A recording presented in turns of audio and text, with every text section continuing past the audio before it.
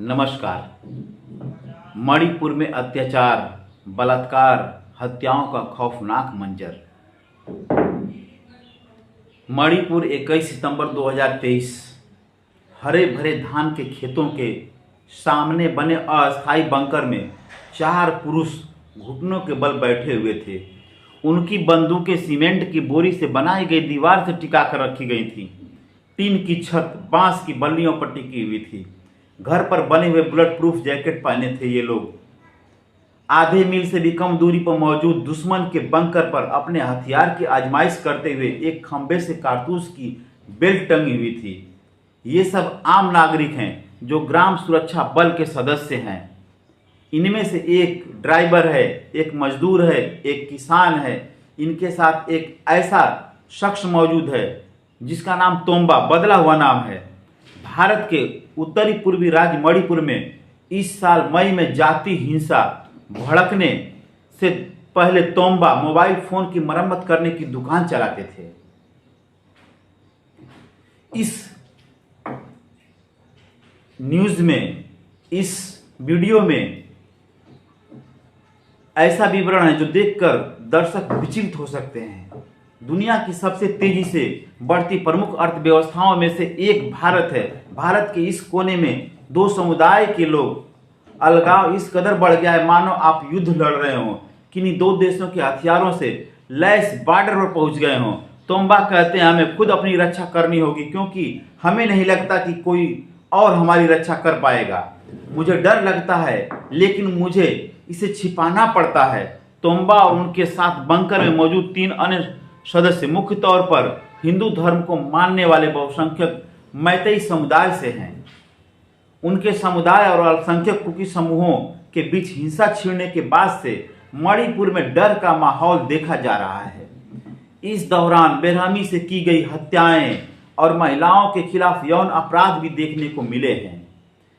अब तक 200 से ज्यादा लोग मारे जा चुके हैं, जिनमें से 2/3 कुकी हैं। कुकी समुदाय में सामूहिक रूप से कुकी, जोम, चीन, हमार और मिजो जनजाति के लोग शामिल हैं, जिनमें से ज्यादातर ईसाई धर्म को मानते हैं। 4 मई को मैतेई पुरुष की भीड़ ने कुकी जोमी समुदाय की 2 महिलाओं को निर्वस्त्र करके घुमाया था। छोटी लड़की के साथ कथित तौर पर सामूहिक बलात्कार किया गया था। उसके पिता और 19 साल के भाई को पीट पीट कर हत्या कर दी गई थी। मीडिया ने इस लड़की की मां से बात की। बलात्कार से संबंधित कानूनों के कारण हम उनकी पहचान को जाहिर नहीं कर सकते। वह बिलखते हुए कहती है, मेरे पति और बेटे को मारने के बाद मेरी बेटी के साथ जो सुलूक किया गया उसे देखकर मैंने मर जाना चाहा। मेरे पति का चर्च में बहुत सम्मान किया जाता था। वह विनम्र और दयालु थे। उनके बाजुओं को चाकू से काट डाला गया। मेरा बेटा 12वीं कक्षा में था। वह शरीफ लड़का था जिसने कभी किसी लड़की या लड़ाई के बारे में सोचा भी नहीं था। उसे लोहे की छड़ से बेरहमी से पीटा गया। उसे इसलिए मारा गया क्योंकि वह अपने बहन को बचाने के लिए भीड़ के पीछे गया था। मेरी बेटी अभी तक सदमे से उबर नहीं पाई। उसी के सामने उसके पिता और भाई को मार डाला गया था। उसे खाने और सोने में अभी भी दिक्कतें हो रही हैं।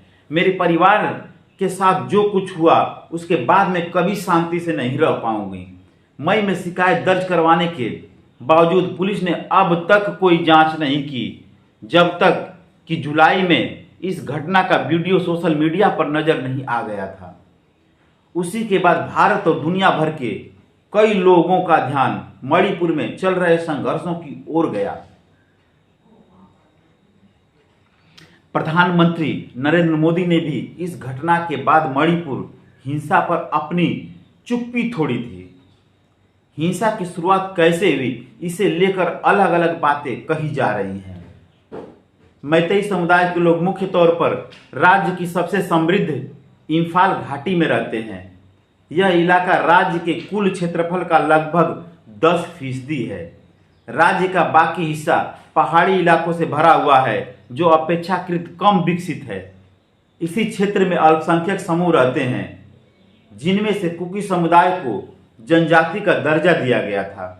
भारत में यह दर्जा संवैधानिक व्यवस्था के तहत दिया जाता है ताकि पिछड़े और वंचित समुदाय की पहचान, जमीन, संस्कृति और भाषा की रक्षा की जा सके। कुकी समुदाय को मिले इसी दर्जे के कारण मैतेई समुदाय के लोगों को पहाड़ों में जमीन खरीदने की अनुमति नहीं है, जबकि कुकी प्रदेश में कहीं भी जमीन खरीद सकते हैं। मैतेई समुदाय को भी जनजाति दर्जा दिए जाने के कदम के खिलाफ 3 मई को कुकी समुदाय के लोगों ने रैली निकाली, विरोध जताया। कुकी आरोप लगाते हैं कि इस दौरान कट्टरपंथी मैतेई समूह ने इम्फाल और इसके आसपास रह रहे अल्पसंख्यक परिवारों पर हमले किए। वहीं मैतेई कहते हैं कि रैली निकाल रहे कुकी समुदाय के लोगों ने हिंसा की शुरुआत की। मैतेई और कुकी ने गहरी हुई खाई। अब हम स्वतंत्र तौर पर इस बात की पुष्टि नहीं कर सकते कि क्या हुआ, मगर हिंसा की शुरुआती दिनों में मरने वालों की कुकी समुदाय के लोगों की संख्या ज्यादा थी। हिंसा भड़की कि दोनों समुदाय के लोगों ने सैकड़ों मकानों को जला दिया गया, फिर तबाह कर दिया गया, चर्च और मंदिर फूके गए।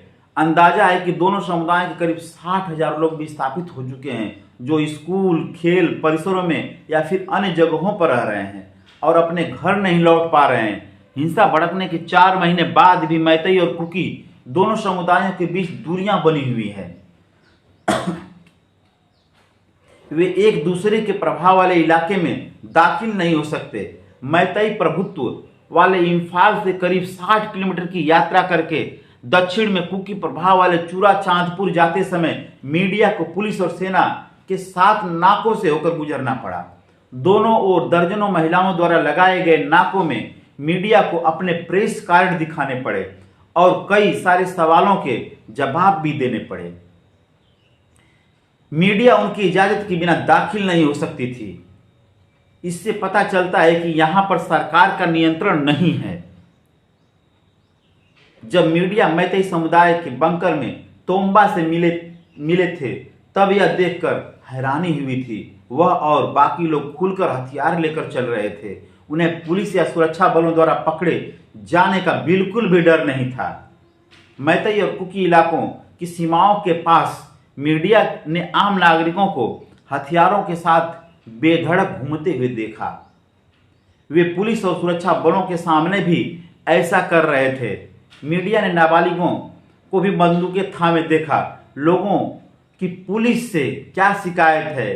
30 से 40 के बीच की उम्र के तोम्बा ने बताया कि मुझे 1 महीना पहले मेरे गांव में एक पूर्व सैनिक ने बंदूक चलाने की ट्रेनिंग दी थी। ये बंदूकें गांव वालों ने इकट्ठा करके हमें दी थी। तोम्बा ने बताया कि वे लोग 24 घंटे पहरा देते हैं। उन्होंने बताया, हर परिवार से एक पुरुष का ड्यूटी पोस्ट पर पहरा देना और महिला चेक पोस्ट पर तैनात रहना जरूरी रहता है। हमारा अनुभव है कि पुलिस कभी समय पर नहीं आती है और हम केंद्र सरकार के तहत आने वाले सुरक्षा बलों पर भरोसा नहीं कर सकते।